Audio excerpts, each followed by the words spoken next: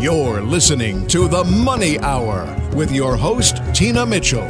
Sponsored by Absolute Mortgage, a division of Pinnacle Capital Mortgage Corporation.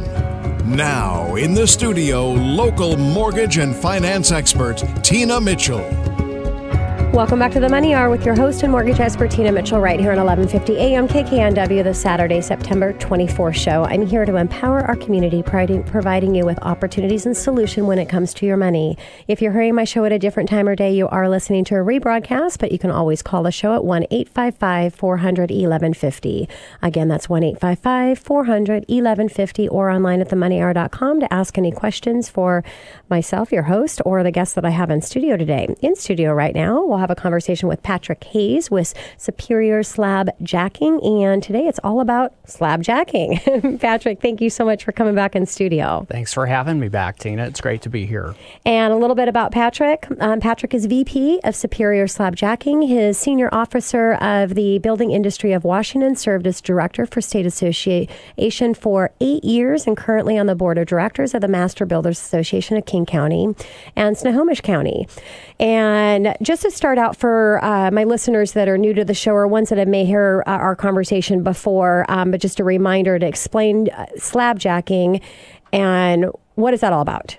Sure. Hey, before I do that, Tina, can I congratulate you again on your book? Yes, you can. I read your book and thoroughly enjoyed it and was inspired by it. So congratulations. Great job. Thank you, Patrick. And if you're listening, you want to know where to get my book, it's called Journey With Me by Tina Mitchell, and it's on Amazon, paperback, and Kindle. Thank you, Patrick. You bet. So back to slabjacking. Explain to my listeners a little bit about that. Sure. Slabjacking is a process where we raise sunken concrete back to at or near original elevation. And what we do is we drill holes through the sunken concrete about every 4 feet apart, hydraulically pump a cement slurry under pressure, and it's the pressure that forces the slab back up, and we constantly are putting additional material in so that when we're done, you don't have any air pockets at all. It's completely filled with our material.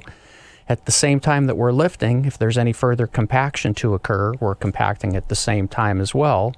So because of that, we're able to guarantee our work against settling, against everything except for earthquakes, for as long as you own the property. Yeah, it's pretty. And I have to say, because I've had you in studio a few times, and our engineer producer, Gary, that's with us here every week, he hired your company because it was, so exciting to hear everything that that your company does. So can you share the level of expertise that your team has?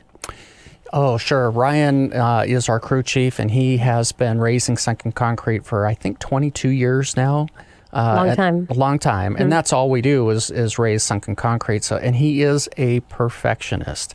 So he makes sure that he does the job the way that he would do it if he was doing it at his house. Yeah. And I think, Gary, that you'll agree that when he came to your house, not only is he very professional, but he will leave the surrounding area cleaner than it was when we got there. It was. Everything was wonderful before and after. He cleaned up, made me everything feel comfortable and did a great job. Great, thank you. And what about the geographic area, Patrick, that you guys service? We typically like to focus in the Bellevue, Kirkland, Redmond, Renton, Auburn, Kent, Seattle area, but we will go from Blaine to Olympia. Wow. We go from Wenatchee to Friday Harbor. So you've got quite a distance that you'll go. We will. And I was asked earlier if we'll go to Shelton, and if the price is right, we will. But that's probably not going to be a good option. A little too not cost effective. So let's get into that. Typical cost of slabjacking, and how does that compare with the cost of removing and replacing concrete for those that miss the chime in from commercial? Sure. Typically, we're going to be about 60% of the cost of removal and replacement. And it's not... That's a huge savings. Yeah, and it's not just the cost savings, it's also the amount of time that you go without your concrete if you have it removed and replaced. So typically you can have your concrete removed fairly quickly, but then when it's re-poured, you need to have it set up typically for about 5 days before you want to walk on it. Yes. With slabjacking, you can walk on your concrete within a half an hour, 45 minutes of when we're done. So it's much cleaner, simpler, faster, and environmentally responsible. So let's talk about environmentally safe. How is it different? Well, we use materials that are organic materials. I know that there are other options out there where there are foams and other chemicals. We're not into the chemical solution. I'm a certified green professional, and we just like to make sure that we have balance. So, Patrick, how would an average homeowner know when it's best for slabjacking versus removing and replacing the problem slabs?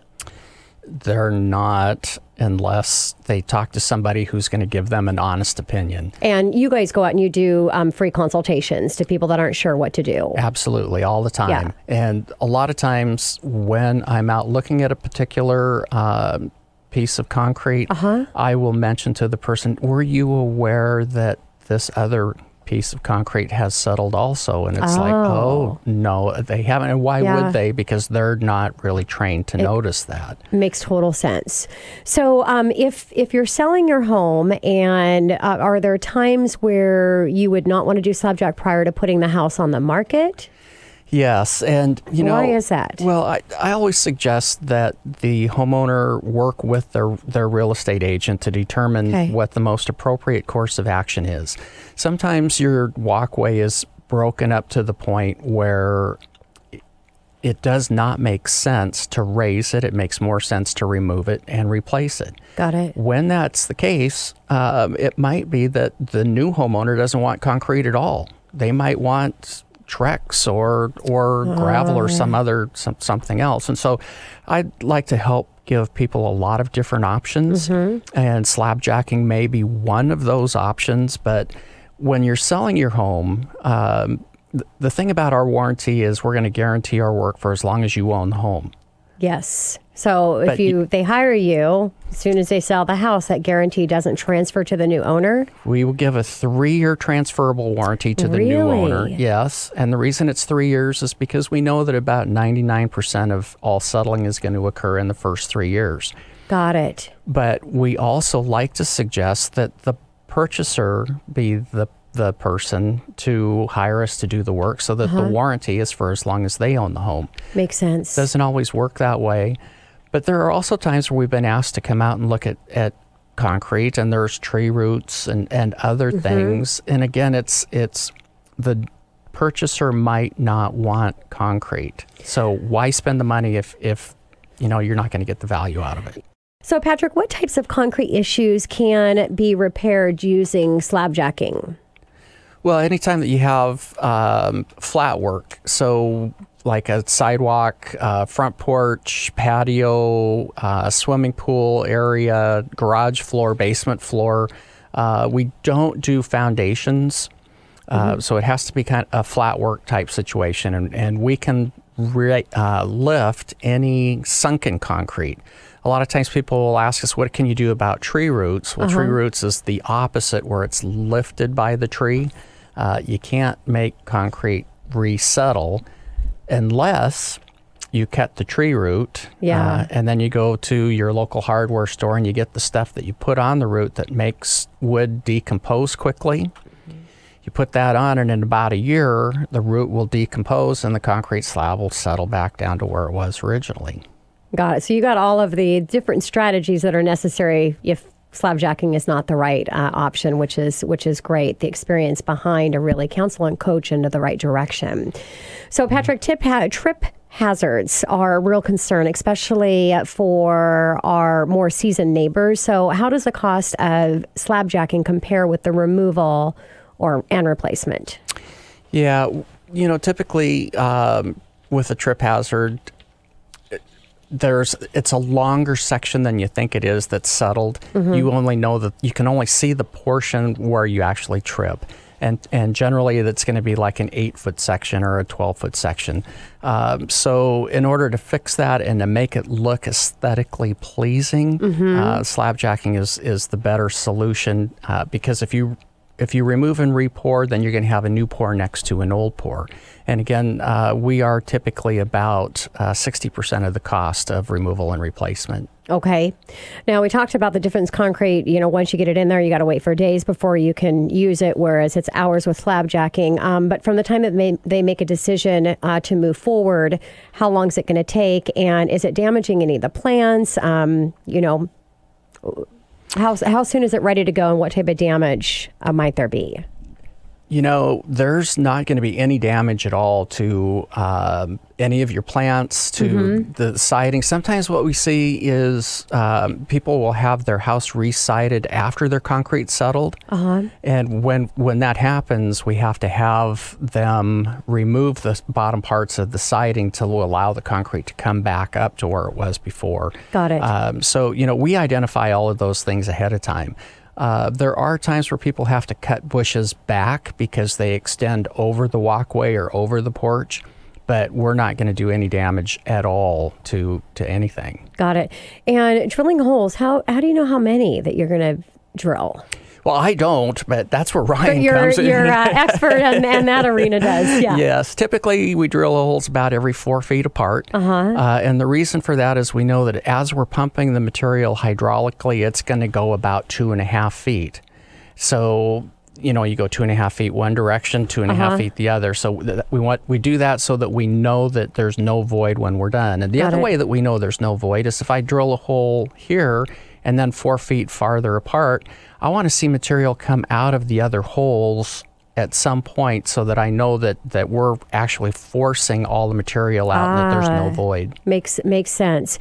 Let's shift over to Master Builders and how your company is intertwined and talk a little bit about Master Builders. Sure. Master Builders Association of King and Snohomish Counties is the largest home builders association in the country.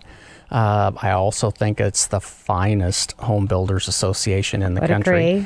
There are a number of benefits to our members to be members, and I think that from a consumer perspective, if you're hiring people to do your work and you're not hiring Master Builders members, you're probably doing yourself a disservice. Yes. Yeah, I would agree, Patrick.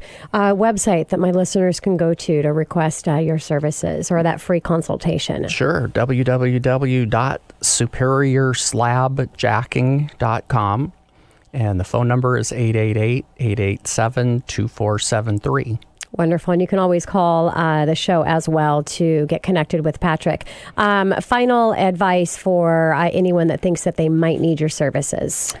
Yeah, a lot of people wait until they're getting ready to sell their house before they raise their sunken concrete, and they come out and they see what we did and they say, why didn't I do that before? So I think, if you have the resources available, get the problem fixed as soon as possible. Get it fixed right the first time. I'm a big fan of doing things right the first time. Makes total sense. I'm right there with you, Patrick. Thank you so much for joining me back in studio again. Oh, thanks for having me.